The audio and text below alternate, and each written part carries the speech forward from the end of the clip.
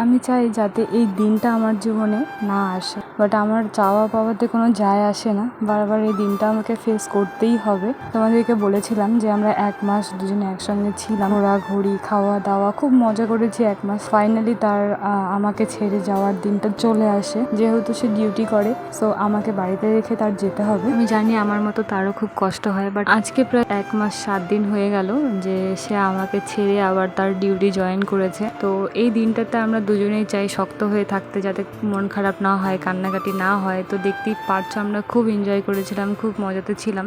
But এই দিনটা যত কাছে আসে তত আমাদের মন খারাপ হতে থাকে। হ্যাঁ, ওপরে তো হাসি মুখ দেখাতেই হবে, বাট ভেতরে ভেতরে তো কষ্টটা হয়। তো দেখতেই পারলে সকাল থেকে পুরো দিনটা তোমাদের সঙ্গে শেয়ার করলাম। ফাইনালি সেই মুহূর্ত চলে এসছে, আমরা স্টেশনে চলে এসেছি। আমি আর বাবা এসেছিলাম ওকে ছাড়তে। সকালবেলা উঠে এক্সারসাইজ করে, ধ্যান জপ করে, খাওয়া দাওয়া করে, রেস্ট নিয়ে আমরা কিন্তু পৌঁছে গেছি স্টেশন।